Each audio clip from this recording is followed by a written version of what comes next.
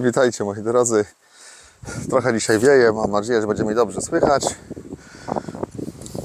Zmienia się. Zmienia się mental. Off-grid się pojawia bardzo często w mainstreamie. No ale słuchajcie, chciałem zacząć od zupełnie innego tematu dzisiaj, a do tego sobie przejdziemy nieco później, bo będę musiał jechać, więc będę pewnie z samochodu kontynuował. Natomiast chciałem Was bardzo serdecznie zaprosić na potężną imprezę, która nam się szykuje już za 5 tygodni. Słuchajcie, targi off-grid, które będą zorganizowane u Marcina z kanału Dobry Projekt. No, powiem tak, impreza z pompą. Jestem współorganizatorem tych targów. Wiem dużo więcej niż inni, więc powiem Wam szczerze, zapraszam serdecznie, bo to, co tam się będzie działo, naprawdę no, nie spodziewacie się tego, co tam dla Was szykujemy. To jest po prostu...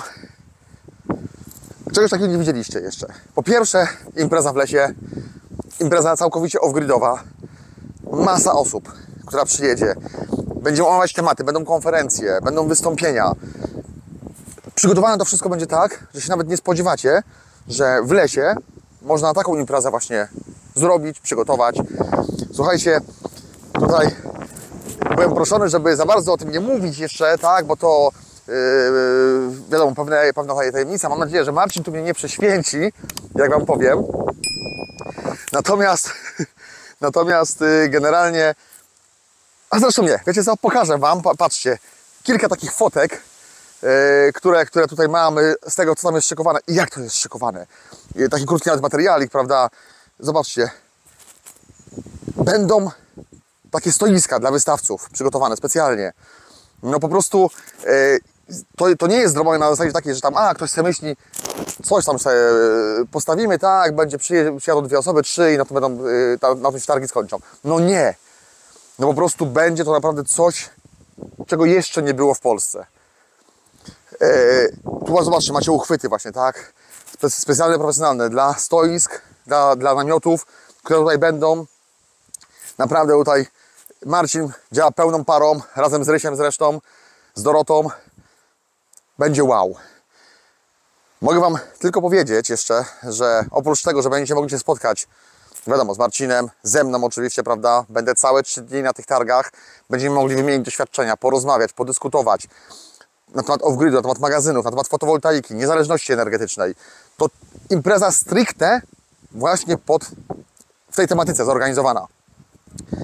To będzie wiele osób, które znacie z innych kanałów. Między innymi, słuchajcie, jeden z największych youtuberów, Sławek Sołtys, z kanału Panele Fotowoltaiczne. Słuchajcie, będzie miał prelekcje, będziemy rozmawiać, możemy się spotkać. Będzie naprawdę ekstra. Jeżeli ktoś z Was jest zainteresowany tematem kogeneracji, no to będziecie mieli okazję porozmawiać z Waldkiem Wawerem, kanał Zeptobox. W kwestii niezależności, no to oczywiście wiecie, że ja jestem dostępny dla Was przez 72 godziny, słuchajcie. Także dużo czasu. Można dyskutować dzień i noc. Jak będziecie zainteresowani holistycznym podejściem do budownictwa, będzie Maciek z kanału Hollywood. I wiele innych osób. Będzie nawet, albo nie, wiecie co, tego Wam nie powiem, bo to by mnie Marcin już naprawdę chyba prześwięcił. Także nie. Tutaj Wam nie zdradzę tajemnicy. Musicie być cierpliwi, musicie dalej oglądać i czekać. Ta informacja się pojawi oczywiście, ale to oglądajcie kanał Dobry Projekt, oglądajcie mój kanał. Będziecie mieć więcej informacji. Natomiast targi odbędą się tydzień po Dniu Dziecka. 7, 8, 9 czerwca. Zapraszam wszystkich serdecznie, bo naprawdę warto. Słuchajcie, jadę teraz, bo tak mówię, śpieszy mi się, więc resztę materiału będziemy nagrywać z samochodu.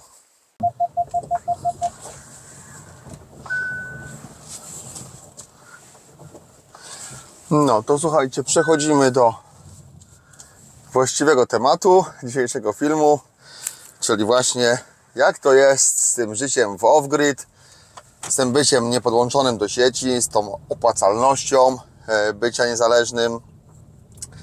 Wiecie, obserwuję ostatnio taką tendencję i to na wielu kanałach. To jest naprawdę ciekawa sprawa, bo jak właśnie sobie patrzę, to wiele osób jeszcze 2 lata temu mówiło: nie ma sensu, nigdy w życiu akumulatory, nigdy w życiu magazyn energii, po co to komu, to się nie opłaca i tak dalej, nie?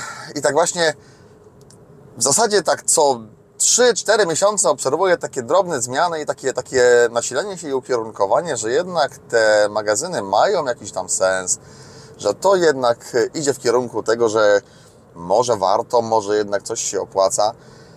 A już ostatnio, no to już naprawdę jestem pod wielkim wrażeniem niektórych osób, z właśnie niektórych kanałów, gdzie no naprawdę, jak było mówione wcześniej, że nie absolutnie, tak teraz, no te osoby mówią, że w niektórych przypadkach warto, że pod pewnymi względami warto i tak dalej. I mam takie przeczucie, że jeszcze no pół roku, może rok, może trochę więcej i usłyszymy, że jednak tylko i wyłącznie off-grid, że tylko magazyny, duże magazyny, coraz większe magazyny i to będzie fajnie chodziło.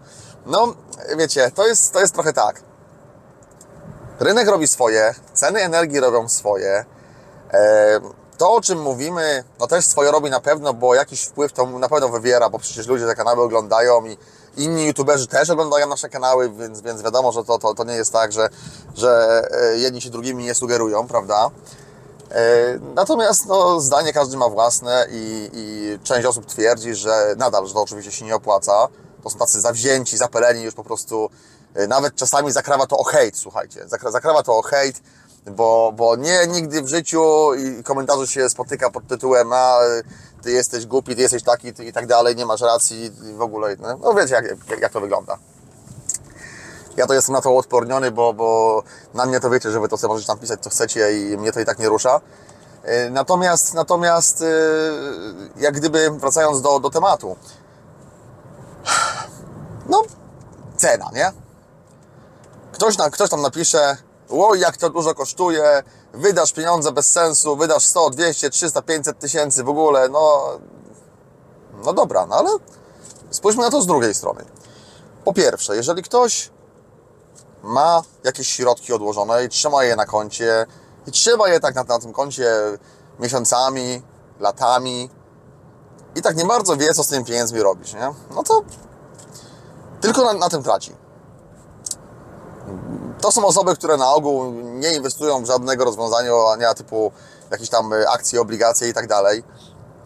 I po prostu to jakby to z tego względu, no te pieniądze tracą na wartości. Tak inflacja je zjada. I efekt jest taki, że po kilku ładnych latach to z tych pieniędzy zostaje połowa. Oczywiście zarabiają następne pieniądze, ale to są dokładane, odkładane na czarną godzinę tak zwaną być może, prawda? No ale pieniądze, ja uważam, że pieniądze powinny pracować. I teraz tak, jeżeli ktoś ma jakąś tam gotówkę odłożoną, przygotowaną, prawda?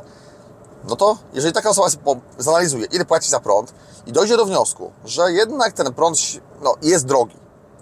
No bo teraz dla jednych drogo to będzie 60 groszy za kilowatogodzinę, dla innych drogo to będzie złotówka, dla innych złoty 50, a dla jeszcze innych to dopiero będzie drogo, jak się zrobi 2 czy 2,50, tak? A może i 3.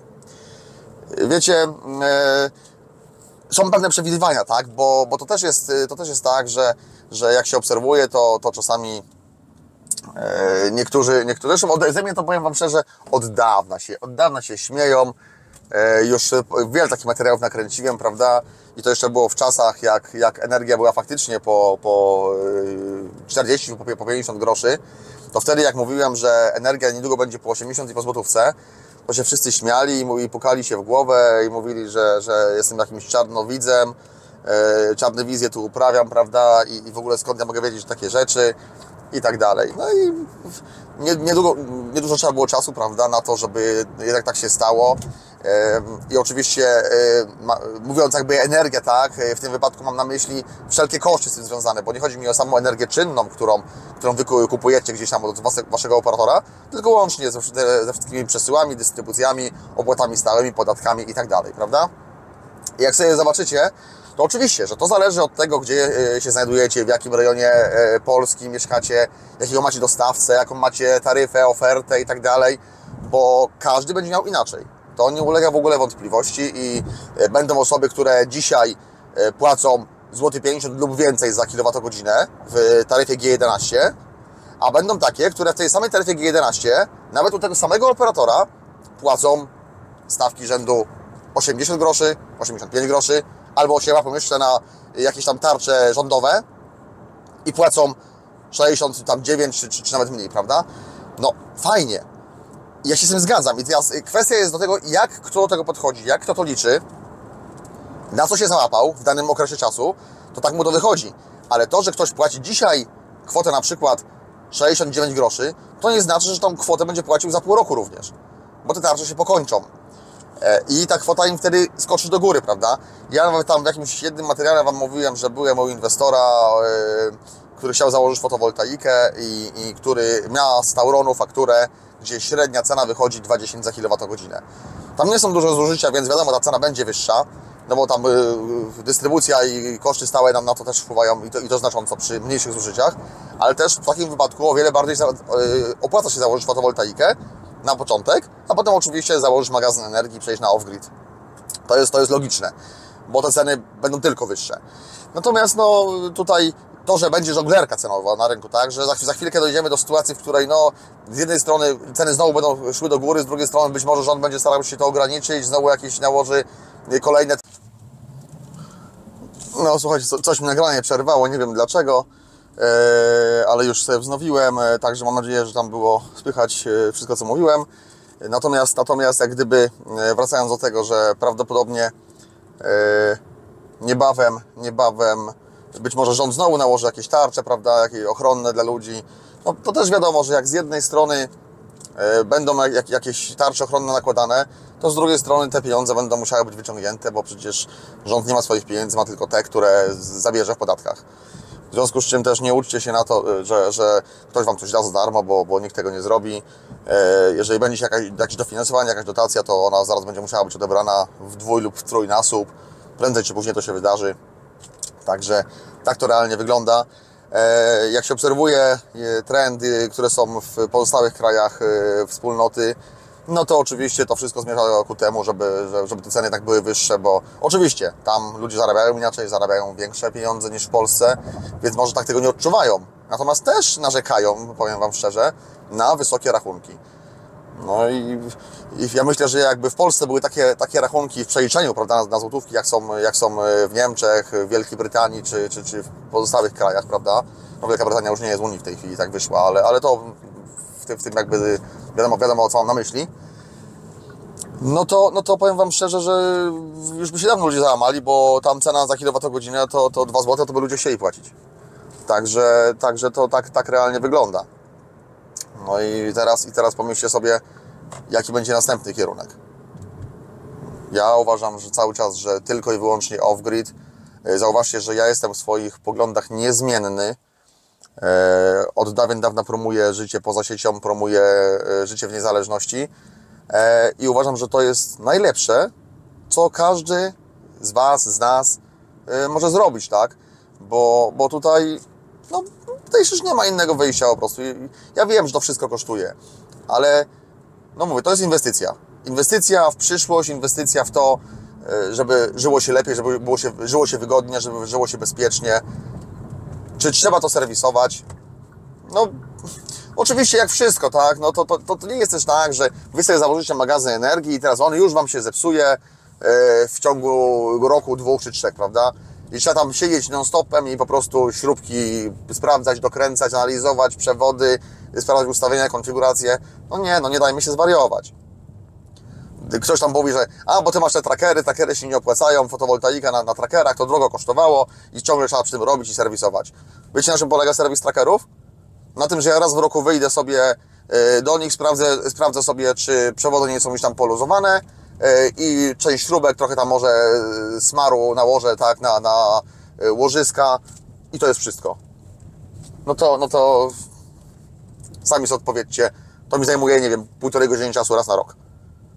Czy to jest aż tak dużo, czy to jest aż tak ciężko zrobić i czy to wymaga nie wiadomo jakiej wiedzy i doświadczenia? No myślę, że nie. Wjechałem na kostkę, więc tak może trochę trząść teraz, nie wiem, czy obraz nie będzie latał, ale to tak, no niestety, takie mamy drogi. Także no, słuchajcie, ja też nie chcę przedłużać, tak, bo wiecie dobrze, że ja tu mogę godzinami rozmawiać na temat off-grida, na temat magazynów energii. I jak ktoś jest zainteresowany tematem i tym, żeby no, gdzieś tutaj wejść w ten temat głębiej, to ja oczywiście zawsze chętnie służę pomocą, służę wiedzą, służę doświadczeniem. Jeżeli ktoś z Was myśli o tym, żeby czy odłączać się od sieci, czy przechodzić na jakieś takie systemy hybrydowe, na własne zasilanie, no to również jak najbardziej ja polecam, bo no, uważam, że nic lepszego Was spotkać nie może. Wiem, że się powtarzam, ale zastanówcie się jeszcze raz. Wiecie, że ja rozbudowuję mój system. Ze mnie się śmieją, bo takie popularne hasło, jak tam gdzieś pada, tak, to już chyba właściwie do mainstreamu przeszło, tak, magazyn za 900 000 plus pierdoły, żeby ktoś nie myślał, że inaczej. Te pierdoły to jakaś tam fotowoltaika, jakieś tam drobne rzeczy, tak, pierdoły pod tytułem, nie wiem, 200, 300, czyli ileś tam tysięcy, tak. Wiecie, to z tego się śmiejemy wszyscy i fajnie to wygląda. Niemniej jednak dobrze wiadomo, że tego typu rzeczy no oczywiście kosztują, jeżeli mamy na myśli duże magazyny, tak, kilkuset kilowatogodzinne, dużą fotowoltaikę, no to nie czarujmy się, mimo niskich cen realnie w tej chwili na rynku, bo ceny paneli bardzo mocno spadły, ceny akumulatorów też nie są wysokie i tutaj no niski dolar, względnie niski dolar sprzyja temu wszystkiemu, prawda? Co będzie dalej, nie wiemy. Przewidywania są takie, że jednak ceny skoczą, bo no te zapasy magazynowe gdzieś jednak się wyczerpią i po prostu no, jak się pojawią dofinansowania kolejne, prawda, mój prąd 6 wejdzie, no to z automatu też no, popyt wzrośnie, więc to będzie generowało podaż i to się może pozmieniać na bardzo, znaczy może wrócić po prostu do takich cen, które były tam jeszcze powiedzmy pół roku temu czy rok temu. Oczywiście nikt nie ma szklanej kuli i tutaj nikt nie wie tego, prawda, jak to będzie wyglądało, no ale jest takie ryzyko, więc no, jak zwykle, no, osoby, które teraz zdecydują się na tego typu rozwiązania, to mogą na tym dużo zyskać, prawda, bo ja nie sądzę, żeby ceny jeszcze spadły. One są naprawdę bardzo niskie. Natomiast też pamiętajcie, no, ktoś zarzuca, a bo Ty na tym zarabiasz, a bo Ty to montujesz i tak dalej. No dobrze, no ale to też jest jeden z elementów mojej pracy, słuchajcie. To jest moja wiedza, to jest moje doświadczenie, moje umiejętności. Ja je zdobywałem przez lata, eksperymentując, ucząc się, poświęcając na to czas. No i tak jak chyba i Wy, prawda, no też gdzieś pracujecie. No i też za to bierzecie pieniądze. No to nie widzę niczego dziwnego w tym, że ktoś za swoją pracę bierze wynagrodzenie i pieniądze. To jest takie chyba oczywiste, nie? Jeżeli kogoś z tego tytułu boli tylna część ciała, no to ja już na to nie poradzę, no ale ja zawsze sugeruję tak. Włącza Ci się mechanizm pod tytułem zazdrość, no to idź do pracy na miesiąc, 2 czy 3, czy na pół roku i świadcz usługę innym, czy wykonuj swoją pracę i nie bierz za to ani grosza. Zobaczymy, jak się będziesz czuł. Czy to wtedy jakby będzie miało sens dla Ciebie. Więc to, że ktoś bierze jakieś pieniądze za realizację, nie wiem, niech to będzie tam 5, 10, 15 czy 20 czy więcej tysięcy, prawda, za zrobienie systemu, który kosztuje kilkadziesiąt czy kilkaset tysięcy, no chyba to nie jest nic nadzwyczajnego, prawda? Koszty prowadzenia działalności, utrzymania ekipy wykonawczej, opłacenia podatków i tak dalej. No przecież to wszystko kosztuje. Jakiś serwis, jakieś późniejsze gwarancje, no to trzeba robić, tak? Także no, to też nie jest tak, że ktoś mówi, a dobrze, ja tam sobie tanio ściągnę, sprowadzę.